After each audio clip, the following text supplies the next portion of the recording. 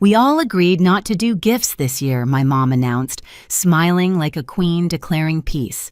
For a second, the room felt still too perfect.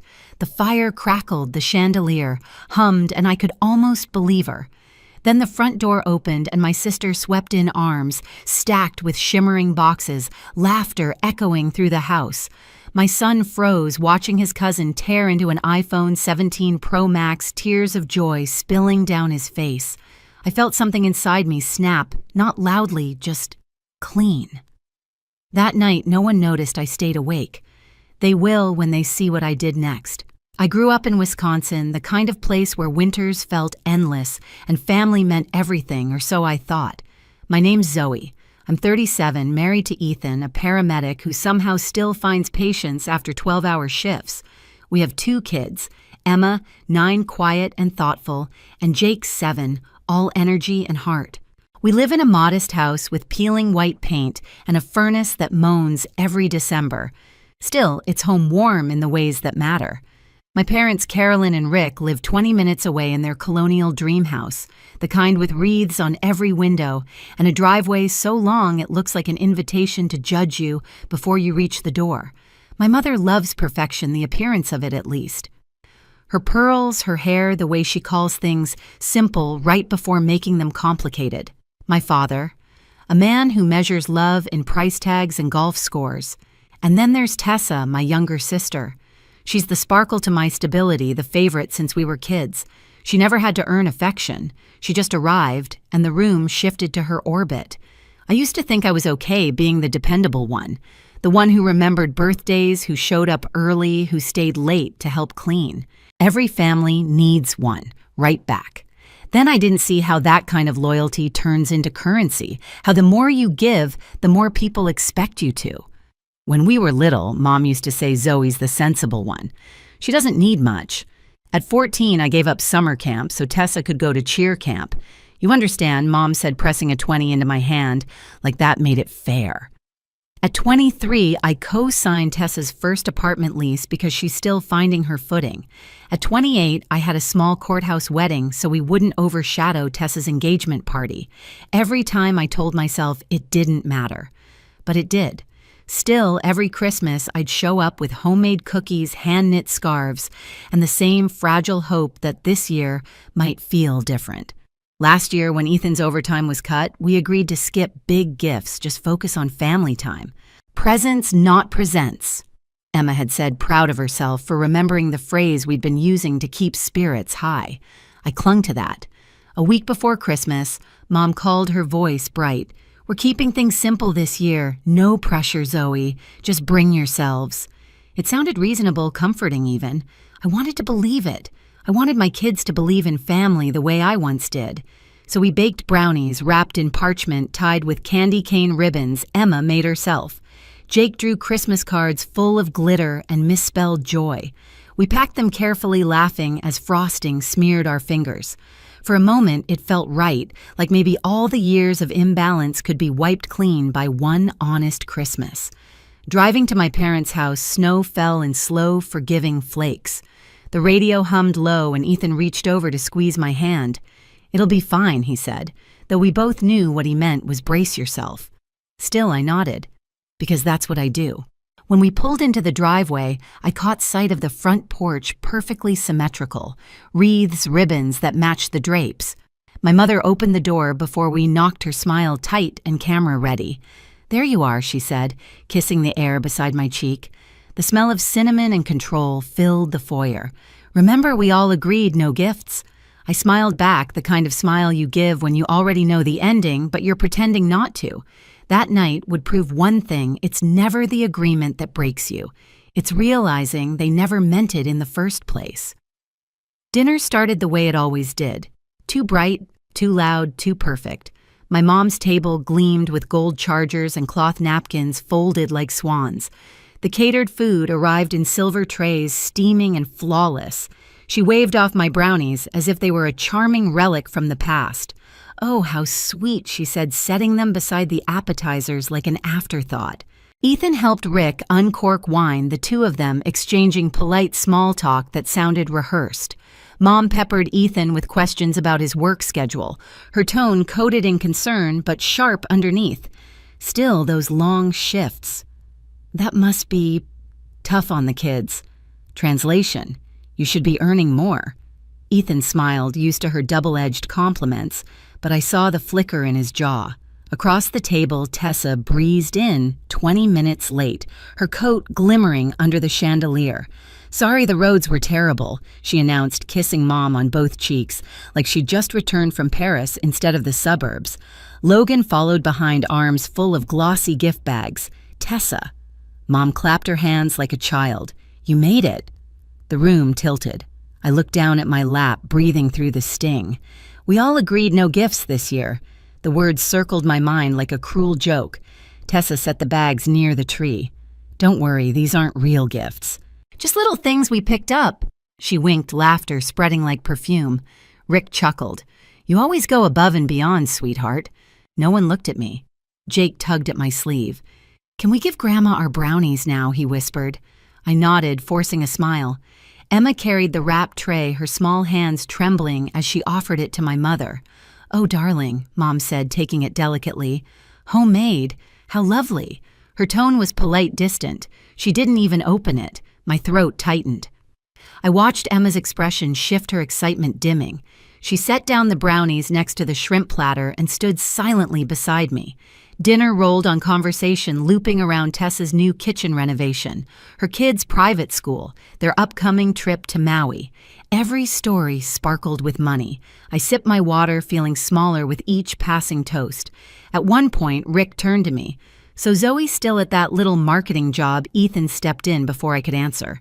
"She's department lead now," he said quietly. "Oh," Rick raised an eyebrow. "Well, good for you."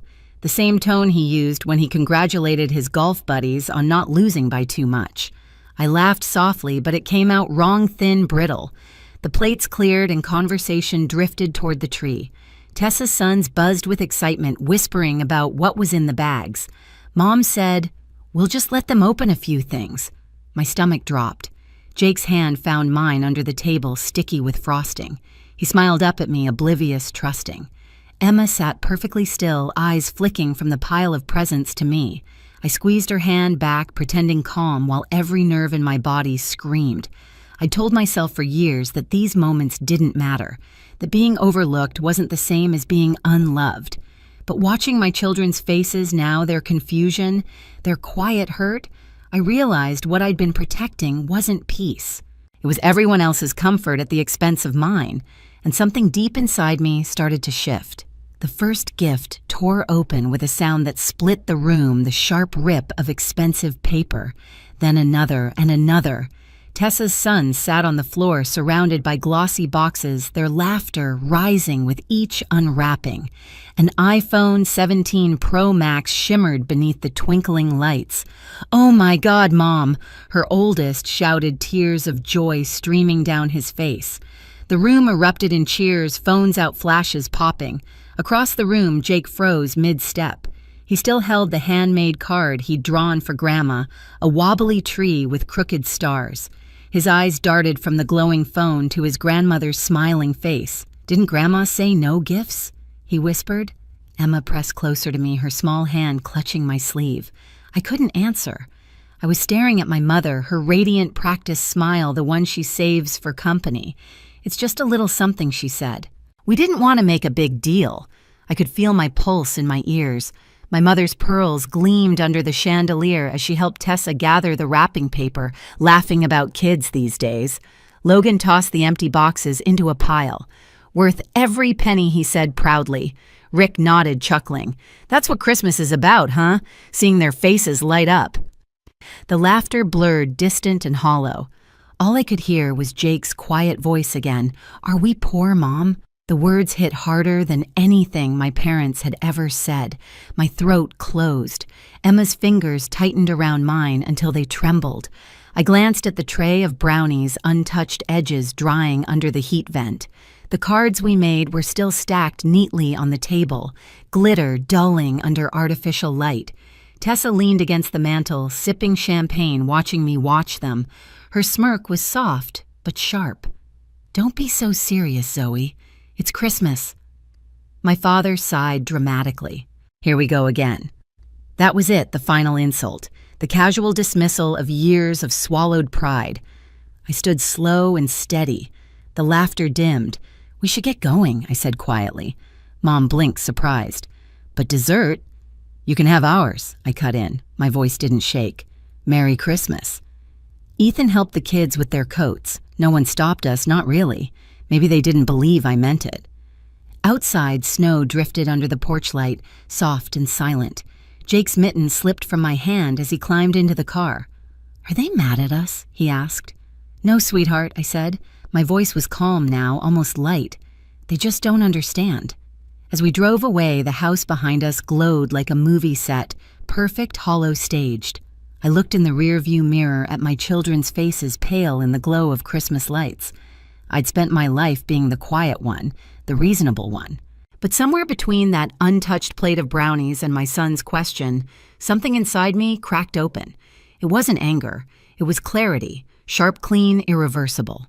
That night, while the world slept under a blanket of snow, I decided I'd never play their game again. That night, sleep wouldn't come. The house was quiet except for the soft hum of the furnace and the steady breathing of my kids down the hall. I sat at the kitchen table in my robe, a half-empty mug of cocoa cooling beside me. My laptop screen glowed pale blue in the dark. I opened our bank account, something I'd avoided for months. Rows of transactions scrolled past familiar but suddenly obscene. Hulu Family Plan, Verizon Shared, Amazon Household, Gym Membership, added user Rick Harris. I stared until the numbers blurred. Year after year, I'd been paying for their comforts. My parents, my sister, even their cell phones. Little favors that turned into permanent debts. My pulse steadied. I wasn't angry anymore. I was focused. I opened a new spreadsheet, typed one word in the header, reclaiming. Line by line, I started listing everything. Netflix Family, $19.99. Amazon Prime, $14.99. Verizon, $318.75. Gym, $39.99. Insurance premiums, subscriptions, donations in their names. The total crept higher, the screen filling with proof of every quiet yes I'd ever given. Ethan's voice startled me from the doorway. "Zoe, it's almost 4, I know." He came closer, hair messy, eyes soft with concern. "What are you doing taking back what's ours?" He looked at the spreadsheet, then at me. "You sure?" I nodded. "That night at Mom's, Jake asked if we're poor. I can't ever let him feel that way again." He hesitated, then smiled faintly. "Need help?" "No," I said, closing my fingers around the mouse. "This part's mine." I started deleting, one by one. Click, Netflix gone. Click, Amazon terminated. Click, Verizon 3 secondary lines removed. Each sound was like a release valve hissing open. The more I cut, the lighter I felt. The guilt that had lived in my chest for decades loosened its grip. Ethan poured coffee and set it beside me.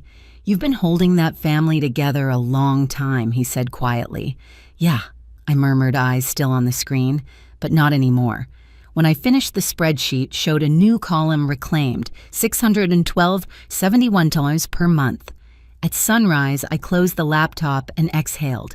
For the first time in years, I didn't feel small. I felt awake. The phone started buzzing around 8. Carolyn, then Rick, then Tessa. 47 missed calls by the time I checked. Ethan glanced at me from the stove.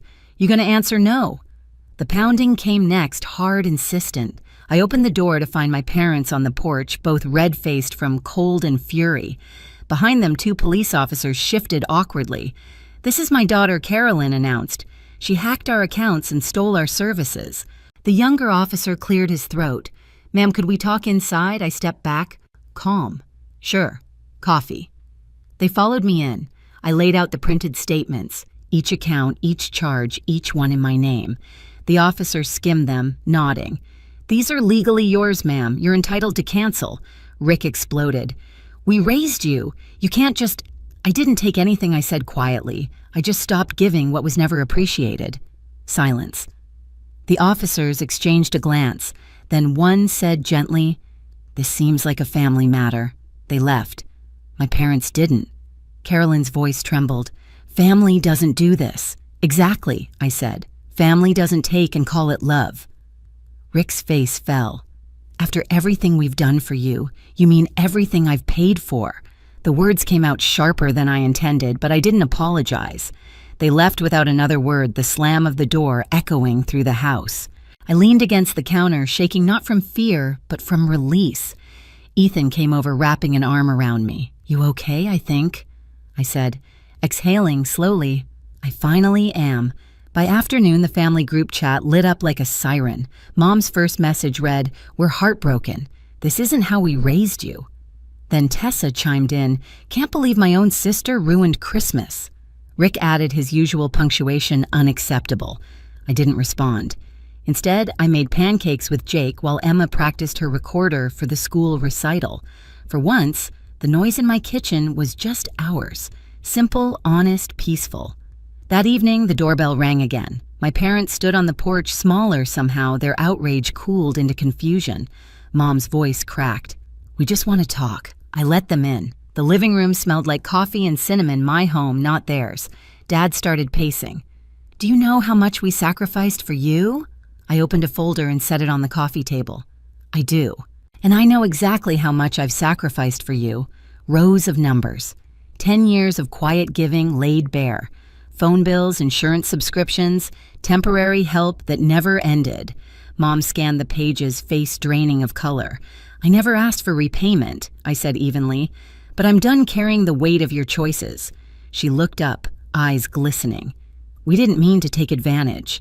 "I know," I said softly, "but intent doesn't erase impact." Ethan stood behind me, silent support. The kids' laughter drifted from the hallway, proof of the life I was protecting. Dad sank onto the couch, the fight gone from his shoulders. "So what happens now?" I closed the folder. "Now I take care of my family. You take care of yours." For the first time in years, there was no shouting, just quiet acceptance, awkward and real. As they left, Mom paused at the door. "We'll call next time," she murmured. I nodded. That's all I've ever wanted. When the door clicked shut, Ethan slipped an arm around my waist. The house felt lighter, like someone had opened every window at once. I wasn't the peacekeeper anymore. I was the boundary. 6 months later, summer sunlight spilled across our backyard. Emma knelt beside me, planting tomato seedlings, her hands covered in soil. Jake chased bubbles across the grass after echoing through the air. Ethan was inside finishing his paramedic certification exam, the one we could finally afford. The house felt different now, lighter, like it could finally breathe. Mom called that morning. She didn't lecture, didn't guilt trip, just asked if she could visit this weekend if it's a good time. I said yes, because boundaries once respected can start to grow into something like respect. As I rinsed my hands under the hose, I looked at our small, ordinary yard and smiled. We didn't need luxury to feel rich. We just needed peace. Voiceover fades in. I used to think keeping the family together meant never saying no, but sometimes the bravest way to love is to stop letting people take from you. Some gifts can't be wrapped, they have to be earned. If you've ever had to choose peace over pleasing others, this story was for you. Hit subscribe and stay with us for more real family dramas, true stories of betrayal, boundaries, and redemption. Catch our full family betrayal playlist and new podcast episodes for more stories like this one. Your support helps us tell the stories that deserve to be heard.